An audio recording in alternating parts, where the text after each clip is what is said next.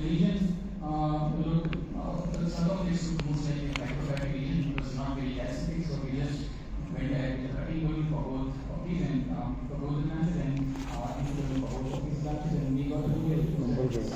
So the take home point is we should also consider patients taking situations to provide if they are comfortable. The patient has now completed 2 years of follow-up, is doing fine, has not had any limits till now. A good case. I think you did a good job and it looks a very good result angiography. How much time has passed since you did this? You have another stent failure in this? 2 years? 2 years clinical follow-up is okay? No angiographic follow-up. And the first case was also done by your team only? No, it was in some other hospital. If you did not have the OCT and IVUS, which you did very well, would you have got the same result? And what do you think that this imaging had done a real difference in the outcome or treatment? You took about 2.5 hours to perform this procedure, and which is quite a big time. And the patient was hemodynamically stable also. So, if you did not have the OCT and IVUS, how would you have fared this patient? Sir, I did not have IVUS. I think I did not have dilated the 4 millimeter, and I would definitely have not have dilated the left knee with the 5.5 liter. Maximum I would have done is maybe a 4.5 or the maximum 5.5. So that means the diameter of the artery was better defined, and you could see the area where there was a problem, and you did a good job. Another question from this? Yeah. Okay. Nicely done. My only concern is the metal layer. So I think you have done your strategy. I think alternative strategy can be converting it to culotte and then doing a kissing. So I think that might also solve it, because the proximal LED only has underexpanded segment with some new intimal hyperplasia. A good lesion preparation followed by converting it from LM to LCX culotte, because now what you did is you have just crushed a stent which you have already had in LM, which sometimes an old stent can be a dangerous situation. Crushing that stent is already done. Otherwise, you have done wonderful. I think I have to state the auxiliary also. I could have just gone away with the balloon dilatation, but I don't know how the proximal leg would have behaved if I had done a culotte and not put another stent in the area. I was not really sure, so that is why I decided to take a crush. Okay, thank you very much. Okay, good case. Just one comment. Yeah. Did you ever thought, or will you ever thought, just managing with DEB in this situation? Since now we have imaging, we can pre-dilate with cutting balloon, we can post-dilate with NC balloon, and then we can assess the result. If there is good human achievement, there is no flow limiting dissection. Now there are people who are doing even left main bifurcation with just DEB.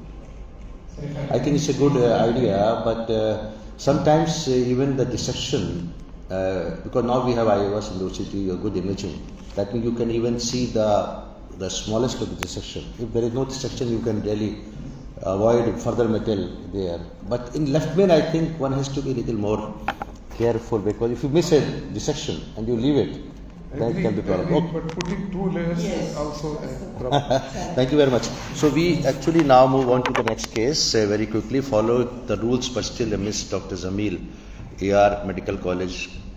It's Maharashtra, Kundal. Is it Maharashtra? No, from Kerala. Oh, it's a Kerala. Okay. Good. Please go ahead. Good morning all. My case is a 52-year-old male patient who is a diabetic, desperate living. He is having a strong family history of ischemic heart disease. His 2 siblings died at the age of 40 years due to acute myocardial infarction. He presented with neovascular angina for 3 months with a recent worsening for the last 1 week. ECG was showing some minimal ST depression test leads. Echo was normal. There is no regional wall motion abnormality. LDL was high at the time of admission. It was 195. Sugars was also on the high side. Copper was negative. And this happened with the summer 2022. And with this possible presentation, we took the patient for CAG. And this was the angiogram. Angiogram is showing a very significant disease at the osteoproximal segment of the LAD. And under projection, you can see there is a significant disease of the proximal LCX and in the proximal part of the OM1. So RCA was fairly normal. There was some disease in the early distal part of the RCA. And this is an IVUS run taken from the LAD to left wing. And the distal part of the LAD was showing fibrotic lesion. As we go from distal to mid segment, you can see the disease is progressing. Significant stenosis is noted. And when you go to the more and more proximal segment, you can have. So this is coming to the proximal segment. And you can showing how significant is not clear. That's why I'm just concentrating on the iris. So this is coming to the proximal segment. You can see that there is significant reduction in the lumen area in the proximal segments.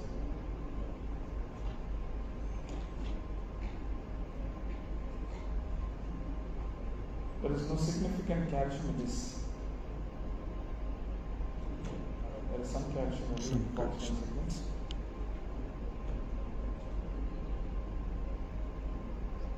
And coming to the more proximal segment, this is our proximal segment of the LAD. So very tight stenosis here. And the lesion is extending from the osteoproximal LAD to the distal left main. You can see the disease now, the L6 is coming. The disease is there in the POC and the lesion is extending to the left main. But the area of the left main looks good. So this is to show that there is significant disease in the osteoproximal segment of the LAD. The lesion is extending to the left main. The angle between the LAD and the L6 is angle is so short there is a big chance of pinching if you do elongate LAD extending also. So there is the result. Distal landing zone has an area of 4.49 and the vessel size is good. So osteal LAD has an area of only 2.4, osteoproximal segment has only 2.49, and the landing zone at the distal left, the proximal left domain has a good area of 10.74. So this is the dimension we have selected. So coming to the brush through it. So from the oil to the LM run, they show that the distal part, the good landing zone is there. And these are the areas. The osteal L6 is significant disease with a 68% plaque burden with 4.59 mm. The area is good, but there is significant plaque burden. So this is the diagrammatic representation. The disease is more in the osteoproximal segments of the area and the oil. So these are the dimensions. There is EL dimension is mentioned here. LM is having more than 4 and the osteal and osteal is close to 4. Based on these dimensions, we selected the stent. Initially, the distal part of the LAD and the distal part of the oil was addressed. Later, this LM bifurcation was dealt with the main crush.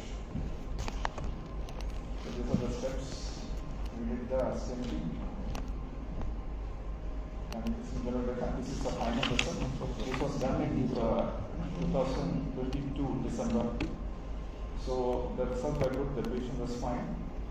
The patient was after the final stenting. These are the results in terms of MSA. All the MSAs were good. And the distal part of the LAD segment is 6.37. The mid part is 7.23, and the proximal LAD is 8.8. And the osteal LAD is 8.13, and the proximal osteal LMC is 12.32, and the distal left main is 10.64. In terms of MSA, all these numbers are good.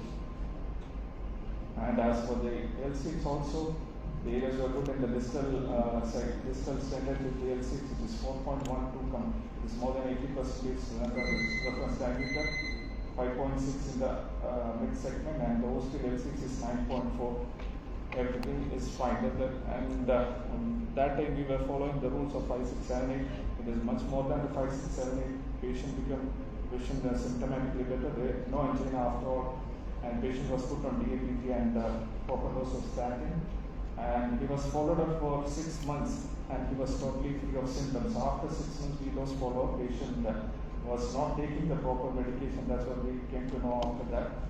And then he again presented after 16 months with a severe chest pain of 1 month duration and 2 episodes of pre-syncope. And pre-syncope is the reason why the patient came to us again, and has very severe pain for 1 day duration. ECG was showing some ST depression at that time. Echo was fair LV with no RWMA. HS score was 500, so we were expecting some ISR. And this is what the angiogram showed. There is very tight stenosis at the osteal left main. And osteal sarca also. sir, also. So actually after seeing this, the patient who is not compliant with the treatment protocols, no control of the diabetes, the dyslipidemia is not getting control. I thought, what should we do in this patient? One of the scientific recommendations is that when you have consider CABG directly if the patient present with the left main ISR, and if there is a good target vessel, you can directly send the patient for CABG. But during the after the angiogram, I don't know what is the reason, the patient complained of severe chest pain, and the BP came down to 90/60. So because of that, we immediately wired went to OM first. I tried to balloon the ostial LCX, but the balloon was repeat. But with the repeated attempts, I was able to dilate that ostial left main with a 2.5 mm NC balloon. And then we did an IVS run to see what was the mechanism. But I am the person who did the first procedure, so that time all the areas were good. So I was sure that there is no mechanical failure. And what was the kind of issue? There's a fibrotic tissue, mainly fibrotic. It's a fibrocalcific. It's not a fibrocalcific, it's mainly fibrotic. Neodymal hyperplasia happened there. So when I looked at the area distal, it is 1.85 only, and the ostial LAD was 4.09, and the distal left main, and the left main area I have reduced to 5.23. So this is the thing, ostial left main from 12.3 came down to 5.23, from distal left main 10.6 to 6.1, and ostial LAD from 8.13 to 4.09, and distal Stent at 6.35 to 1.85. All the areas has gone down like anything. This is the area we measured after dilating with the 2.5 mm. So again, we dilated the ostial left main with a 3.5 mm balloon. So our idea was, why can't we do a DCB in this case? The area is good. So we further dilated with a 450 mm agent balloon. And but we kept as a bailout a stenting strategy ready because if the dissection goes in a very bad way, there is an equal limitation. We are planning to do a stenting, but we tried with the 450 mm agent balloon, and the final results were good. The flow is nice, but we intervened only with the left main versus the resident that we are closely following the patient, and after the procedure, the areas were like. These are the areas 8.83, 8.41 and 7.87. This is the areas that we got in the left main with the DCB, and there are some dissections you can see there, but there is not a significant dissection even in the left main. We left it like that, and we are closely following up the patient for the last 3 months. It is going fine. But my take-home message is that with a good acute luminal gain with no complication can be considered as a good alternative in left main ISR pacemaker. Larger the lumen, the better the outcome. Is not like 5, 6, and 8 kg. The rule is not adequate every time. IVS guidance is the key for the managing left main ISR PCA. And type 2 diabetes patient has high risk of ISR. We should always look at the patient profile. Even if your procedure goes well, the patient the diabetes and other risk factors plays a key role.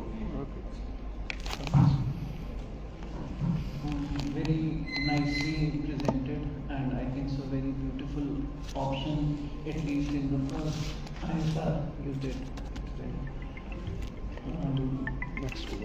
So only concern I normally have my experiences while you are doing DCB in the osteogenesis. There was a great amount of recoil everywhere. So he was lucky that in this case I did not say that there is a recoil, maybe because there is a stent placed and you have barricaded bed, then you did a DCB. So there was no recoil actually at the left main osteo. So that's the main burden why you are doing DCB in left main or any other osteo. So that is why they are not recommended for that.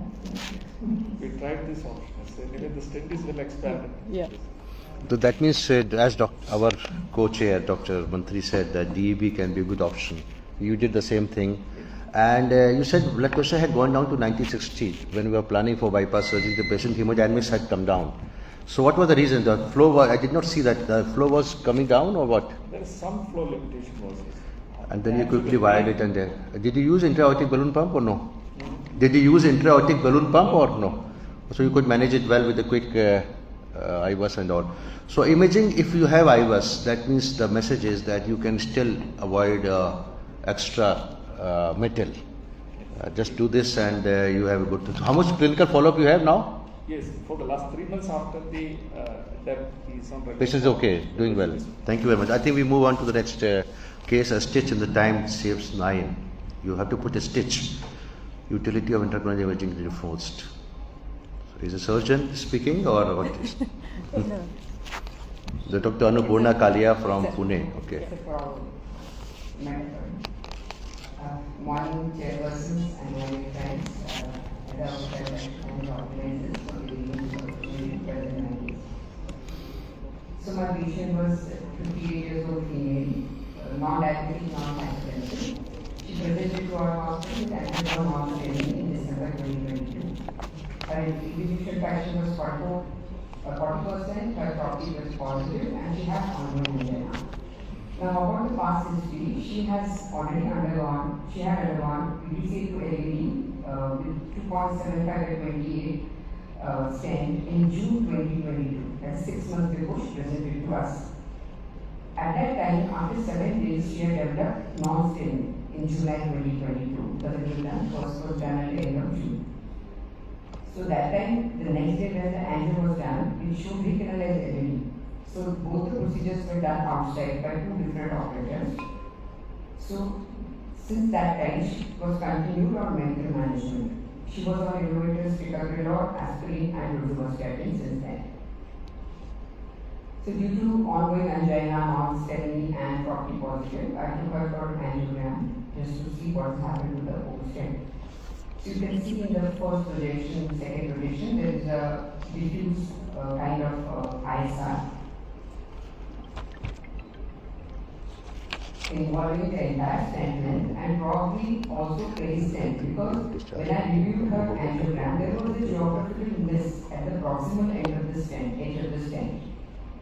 So this was ISR within 6 months of the index procedure. So I decided to take her for iPCI angioplasty to the LED. The region was crossed using field FC guide wire, and the region was serially dilated using 2x10 and 2.5x15. Basically semi-compliant. I did not do the iris because the lesions were very dilated. So after pre-dilatation, I did the iris. You can see on the iris, the proximal stent was grossly undersized. The stent was 2.76, whereas the vessel wall diameter was close to 4. And the distal healthy reference also varies almost 46% of the still, this thing remaining. And this also you can see proximal stent edge, distal stent edge, there is no dissection. The length of the stent was approximately 30 millimeters. And the ISR type on the iris, you see that probably it was a fibrotic, but there were some blackish spots. So the new atherosclerosis also cannot be ruled out. Because we know that in ISR segments, whenever the patient presents with non-STEMI and with property positive, usually this could be thin cap fibroadenoma or new atherosclerosis. And though it happens a little later, our patient presented within 6 months. Usually it used to happen with the taxis stent, that's what was probably cause of late stent thrombosis in the previous studies, like basket late, etc. So probably this would have been the reason. But then yes, she had fusion of the LED giving rise to non-STEMI. So after this iris, we pre-dilated ISR segment with 2.75 by 15 4-place balloon. We got a reasonably good result. Now at this point, I could have, my first choice would have been the duct-emitting balloon, as Dr. Vivek and all of you said.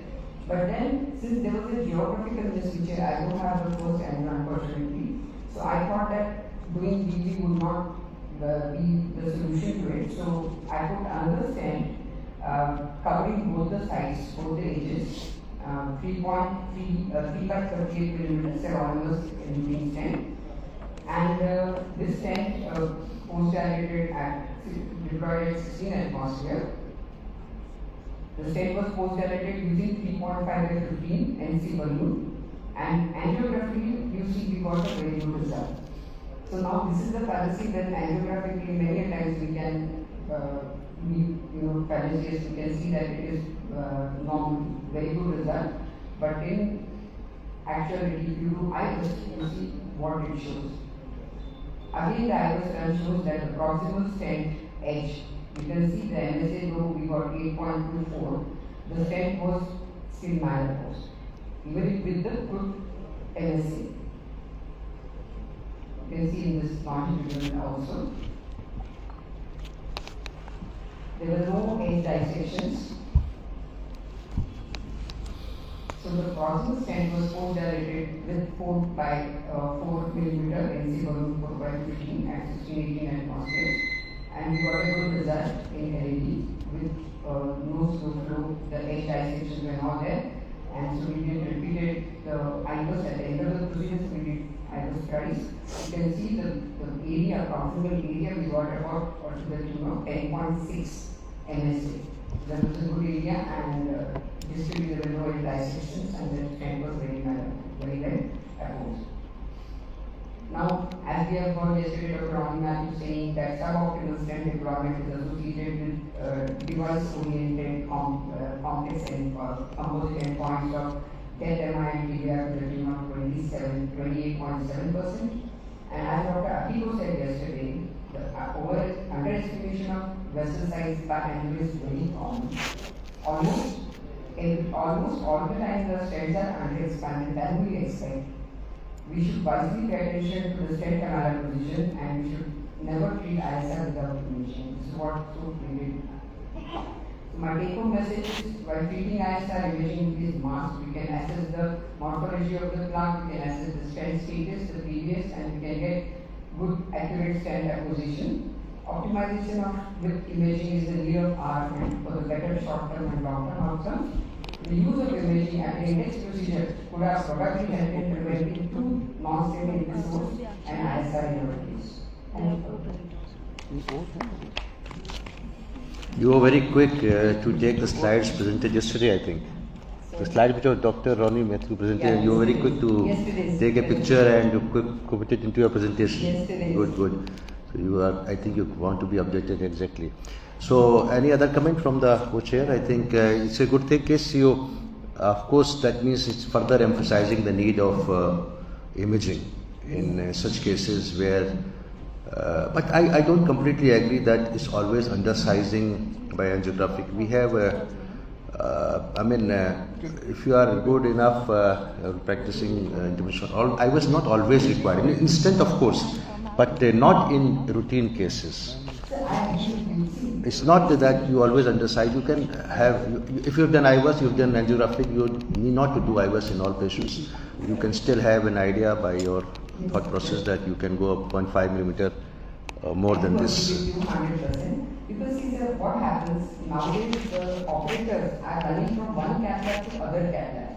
You have Siemens one side, you have G one side, and the resolution of what we take whatever resolution is there, the stent size definitely changes depending on the thing you take. The sizing is different in every cath lab. So if you are speaking to one cath lab, your sizing usually doesn't go wrong because you are consistently doing cases. But if you are operating in one cath lab and you have another new cath lab, so perfectly. Okay, I think we have a short of time. I understand your concern. And any other comment? Why did you overlap the previous stent? You could have just put a short stent from proximal edge of the stent to the region. So because this way also, when we did IVUS, there was almost 46% of plaque was there in the distal when we did the first time. Even if 50% plaque is there, if it is not lipid rich, we can leave that. So That the thing is, she developed non-staining 6 months. So lipid rich, difficult to say. So neoatherosclerosis could have been also one of the reasons because the lesion was easily dilatable with semi-compliant balloon. So usually fibrotic lesions are very difficult to break even with NC balloons. You require cutting balloons or scoring balloons to start with. And since this is there, so could have been neoatherosclerosis as well. And she developed non-staining thrombotic. The thrombotic in ISR usually you have. But the final common event for every coronary lesion progression would be a thrombus formation. and the thrombus formation in underexpanded stents, malapose stents, is also because of the stasis of blood flow across that lesion. So we can't say that it is new atherosclerosis only, and imaging, I think that's the nurture with all of us, especially also 3.5 and 4 mm, because in your mid imaging run, the proximal segment was 4. Yes. So then we put in a 3.5 stent, and we have to do 4 mm post dilatation.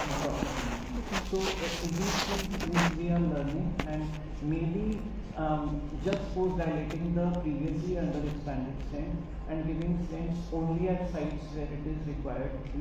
I respect your opinion that 46% is at a distance may not be, but maybe it is not. That's we can't compare. We can differ on that. We can agree to disagree.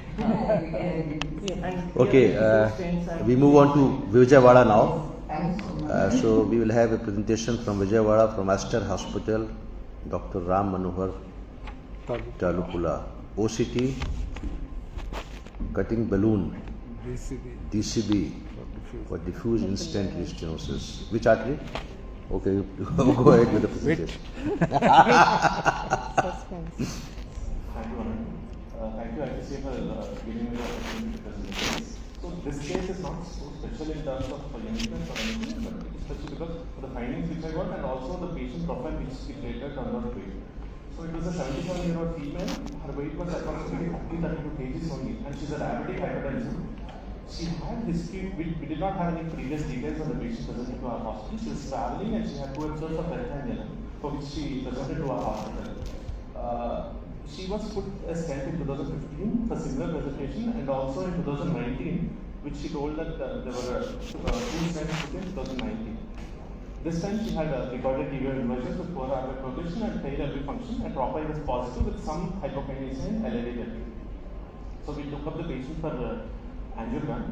So as you can see the left system, there is some disease in L6, and the LAD we can see stents. So we did not know the details of the stents also.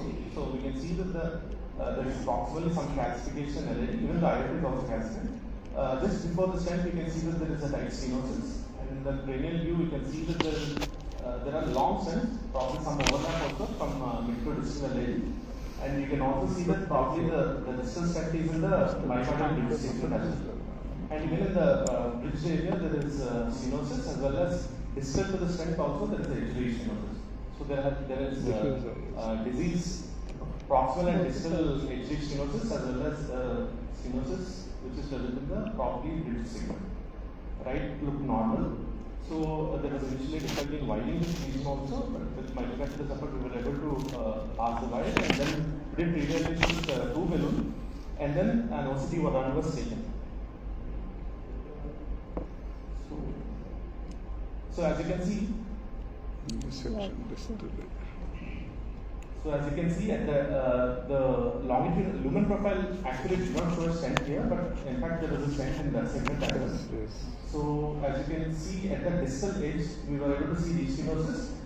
It looked like neurothrombosis, and within the 5 segment of the distal edge also there was fibrolipid plaque. As you can see proximally, there is underexpansion of the stent also. We tried to look for bridge on OCT, but we were not able to see clearly. But looking at the angiogram, probably this part is the one which was bridge segment, which was in the myocardial bridge segment. And diffusely also there was underexpansion of the stent. And as we come proximally, there is again a HV stenosis seen at the proximal edge. So the MSS were also low, 2 and 2.5 in the practice portions. And some other findings which we were able to see were, I'll show it in the second OCT. But what we have done now is we have done a cutting balloon, diffusely, distally we have used a 2.25 and proximally 2.5. And then a NC balloon dilatation also was done with 2 and 2.5 and 2.75 balloons respectively. And then we took a OCT run again. This time there was some expansion of the stent, but still there was under expansion. Distal edge there were good dissections seen. And then proximally, as we come proximally, there were multiple dissections. And the expansion looked good. Here in the mid segment where there is some under expansion still, we did a post dilatation again with a 3 balloon. Through the procedure, one thing which we did not well deep was initially, as I was saying, she was a very underweight lady, 32 kgs, and she was not totally oriented. Since the time of presentation, though, because it was an ACS presentation, we were mainly concentrating on that part, she was totally disoriented throughout the procedure. She was mumbling to herself. Probably we did not catch it up initially. Later on, during the second run as well, she became very restless and we were not able to do further runs also. Now the question was whether we need to stent this long LED or to just do a drug-coated balloon, and we have opted for drug-coated balloon. And as previously described also, there were multiple reasons for her stent failure. Probably mechanically there is under expansion, and there is also geographical miss both at proximal edge and distal edge. Probably a myocardial bridge has also contributed to the restenosis. There was both neointimal hyperplasia as well as neointerosclerosis, and there were areas of interstent calcium as well. And though I did not concentrate, there was peristrut hypointensity, which was also a marker that there is active inflammation going on. At this time, as I was saying, she was very restless, so we wanted to quickly come out, and we have tried 2 long drug-coated balloons covering the distal edge as well as proximal edge. In this drug-coated balloon angio also, you can see that the drug-coated balloon is expanding well, and even the proximal one has also expanded equally well. And the final result also was angiographically good. We did not do an OCT after this one, but angiographically it looked really good. The neurological issue continued even after the procedure in the ICU stay as well. Then we went well deep into it. She had some weight loss of around 5 to 6 kgs, and she started having these psychiatric symptoms for the last few months. And then on detailed examination, we found out that she was having a breast lump, and then on digging deeper, it was a paraneoplastic encephalitis, and probably secondary to the breast malignancy. And we were lucky that we did not put a stent because she had to undergo surgery as well. And probably DCP here helped us in that aspect also. After 1 month of dual antiplatelet, we have given clearance for surgery also. And she recently only she has undergone surgery as well. Though it's not totally related to her imaging conference, but somehow the DCP has helped us retrospectively in this patient. So just I want to conclude saying that OCT has helped us in knowing the insight of the stent failure in this patient. There were n number of factors which were contributing for her stent failure, like underexpansion, neointimal hyperplasia, as well as atherosclerosis, and there was also myocardial bridge segment. Drug-coated balloons, this high risk subset, as well as in those patients who are having very long diffuse ISRs, DCB is actually a good option because she already underwent 3 stents. And the OCT guidance will help us in probably helping in subset of population. Thank you. Can we see the OCT done once again? We should be very, very careful about stent fracture. That plays a very different role in management. Especially at the site of myocardial bridge. Actually, there wasn't any discontinuity seen. A lot of fibrotic tissue, even it is difficult to appreciate. So towards the 50 mark, and 50 mark.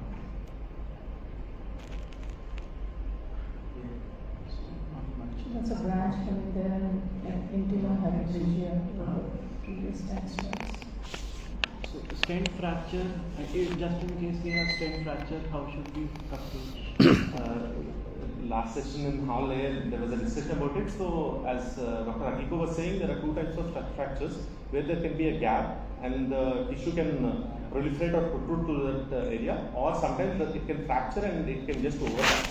So in an area where there is fracture separated, probably another stent will be helpful. But when there is an overlap sort of thing, probably depth good is a good option. Anyway, putting another layer of stent in this case, is definitely not an option. Not an option. We have very well managed. The reason why you actually opted against stent was the length only, or two stents, 3 stents already there. I mean, metal. You never know. You have another instant stenosis. How much follow-up you have now? Just 2 months. 2 months. It's okay. And I think the most important thing which you really gathered with this is that putting a stent would have been a problem for a non-cardiac surgery which she had to undertake, and that was not known to you. It was a blessing in disguise actually for this patient.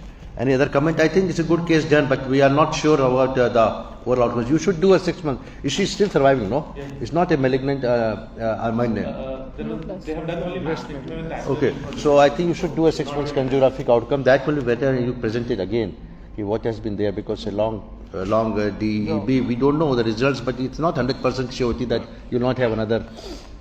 Any other Our comment? country, angiographic follow-up. Yes, very important to learn. I mean, just to learn. Thank you very much. I think we have done with the cases, or you have more? Acha, One there is more one presenter? present- Okay, we have one more presentation. Two more. Two more. Two more? 2 more. Okay, you have flight, eh? No. So let the flight be postponed. I mean, let me request Indigo. Two. She has a flight, and you have to finish So up. Dr. Sajid, please come. Dr. Sajid. Sajir depart. Now you are going to Kerala. Vijayawada to Kerala. It's a long flight. Very quickly we are going from one place to another place. Okay, double kissing crush. Oh, you have double kissing. Okay, OCT guided LMCA bifurcation plasty. Double kissing. You kiss 2 times. You're very lucky to kiss. प्रीति के number भी आप दे दो। प्रीति के number भी आप दे दो। Okay, please go ahead. We have a limited time now. Angiogram showed distal ileum bifurcation lesion involving the LAD position and third position. The LAD, the diagonal also was a position. So we decided to do ileum bifurcation and under OCT guidance, we take the plan. And this was the LAD1, the distal roughness diameter was 2.95 and the proximal LAD showed a fibrotic lesion with a diameter of 2.44 mm and OCT LAD was 2.41 mm. The LMC was 5.2 mm. And this is the LCX run. It also showed LCX distal diameter of 3.08 mm and also LCX showed 1.52 mm. So we decided to proceed with DK crush. The LCX lesion was redirected to 2.5 to 15 mm semi-confined balloon. LCX ostium was also directed. Simultaneously, the LAD lesion redirected with 3.5 to 10 mm balloon. Then we standard LCX with 2.75 to 23 mm stent. Then LAD ostium directed with 3.5 to 10 mm fancy balloon. Then LCX stent was crushed. After that, LCX wire was removed. Then after crushing the LCX stent, we put the LAD OCT line. See the crushed LCX stent there. You can see the dual crushed layer of the LCX. Then what was done is OCT LAD and LMC 4.5 to 12 mm NC balloon. Then LCX was rewired from the LAD. Then LCX stent post-directed to 2.5 to 15 mm NC followed by 3 to 12 mm NC balloon. Then the first simultaneous CC balloon inflation was done with 3.5 to 10 mm balloon in the LAD and 3 to 12 mm balloon in the LCX. Then we proceeded standing the LAD 3.5 to 30 mm stent and what was done 4.5 to 12 mm NC balloon. Then again, circ was recrossed with wire and OCT run was taken in the LAD to see the wire crossing the LAD. The wire crossing from LAD to the circ stent. And the LAD OCT run showed good standard position. You can see the wire crossing the LCX ostium to the mid circ. Then LED stent was post-directed to 3.5 to 10 mm NC balloon, and the second kissing balloon inflation was done to 3.5 into 10 mm balloon in the LED, then 3 into 12 mm balloon in the LCS. Then what was done LMC with 5 to 6 mm balloon. Then OCT run was taken in the LCS, which showed good stent position, not edge dissection. And this is the final injection. 3.2 millimeter, and FMC was 5.45 millimeter, with 2 stent approximate. And this is the final image. To summarize, this PK crush technique is the most extensively studied two-stent bisection technique. OCD gives the main vessel side-branch side connection to receive calcification angulation, and OCD also helps the identification of side-branch entry point and stent cuts across also the side-branch.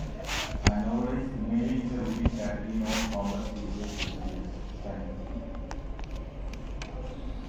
I think a good case for learning and knowing. I mean, I just wanted to know how much is the OCT extra cost in your hospital? You're doing routinely in all patients, in such all patients, yes, when you're using complex angioplasty. How much is the cost? 65,000. Huh? 65,000. 65,000. 65,000, which is not a big burden. I mean, another something like. So I think this conference and this case has also reinforced that if you are having image guiding, you can do a better job as compared to only angiographic analysis. And I think it's a good case. No other questions, so we move on to the next case. We have another presentation. Yes. Yes, last presentation. Last presentation. A good case. Congratulations. Occlusive instant restenosis, Dr. Bikash Majumdar. Occlusive instant restenosis. Occlusive. Okay, it's interesting. So let's go on to the presentation. Good afternoon, chairpersons. Good afternoon, colleagues. This is a 66-year-old lady presented with a complaint of exertional shortness of breath for the last 5 months and blood weakness. There was no chest pain, and she presented in my clinic. There was no history of diabetes or hypertension. She had a history of PTCA with the drug-eluting stents to the LAD in a peripheral center for stable coronary disease a year ago.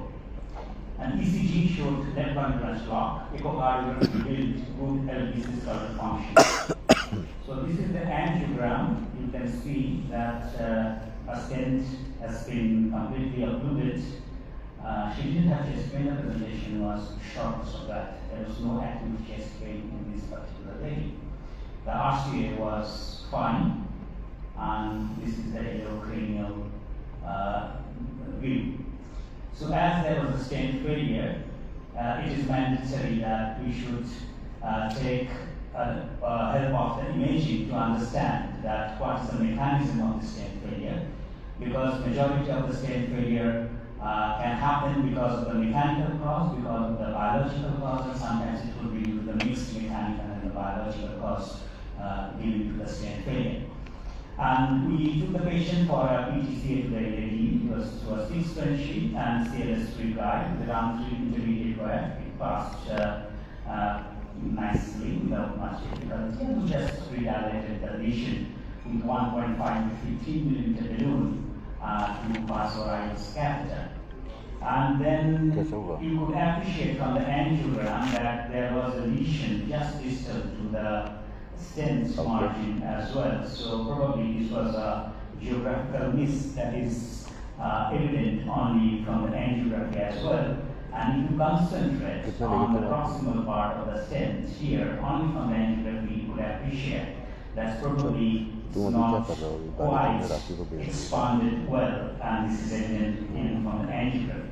Now then we did IBUS run for this lady, and you can see that distal to the stent there is a significant plaque burden which confirms that she has a geographical miss in the distal edge. And the proximal edge, and you can see that early development of the new atherosclerosis with evidence of formation of the calcium specks inside the stent as well.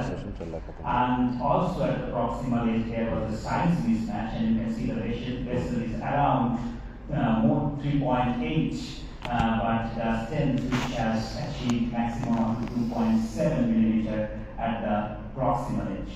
Now it is not very common to see new atherosclerosis with development of little bit of calcification at this early stage of stent failure within near about a year. Because majority of the calcification which happens in the new atherosclerosis, particularly at a later date, about 4 to 5 years. And in this particular case, we have identified that the underlying calcium at some point in the middle of the stent, there was an inadequate bed preparation, so the mid part of the stent remained underexpanded.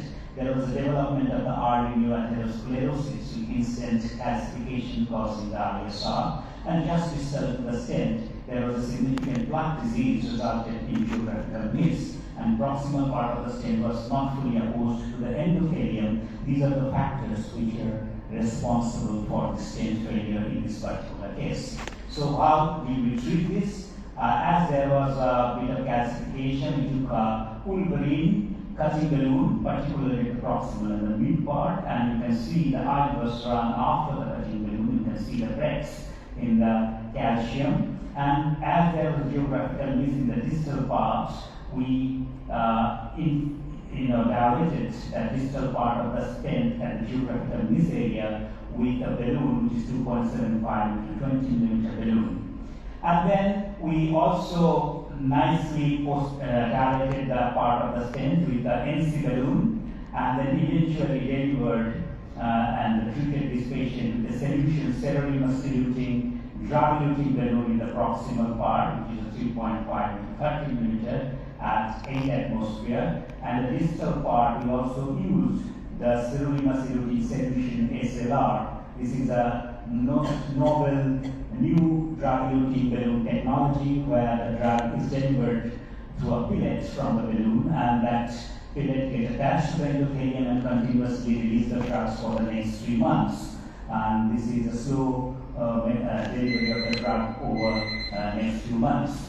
And the geographical miss area also covered with a 3 to 30 millimeter solution balloon. And after it is the case, we thought we are going to go home, but you can see that the big diagonal branch had a slow flow. So eventually we had to do a kissing balloon inflation to correct that. So we inflated the proximal part and the diagonal branch with kissing balloon inflation. And this is the final angiographic results.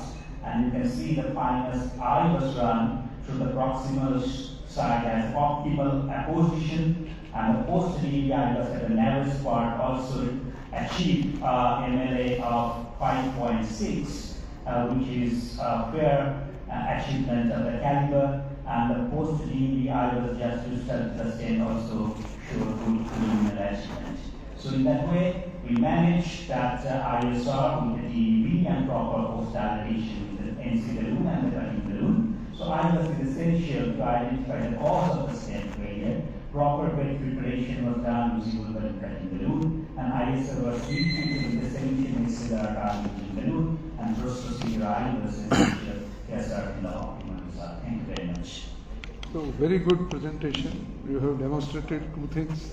First, imaging is must, and second, putting another stent is not necessary if you have prepared the bed very well, and we can do away with without another stent just by judicious use of drug-eluting balloon. That few points when learning, and we have to go historically also. You see, when Antonio Colombo from Italy started high pressure stenting, and that significantly reduced, because at that before him everybody was doing up to 6 to 8 atmosphere, and they were very fearful, rather they were not having enough courage to go to 14 atmospheres. Now we started doing high pressure stenting 14 to 16, which was actually initiated and started by Dr. Antonio Colombo. I give credit to him.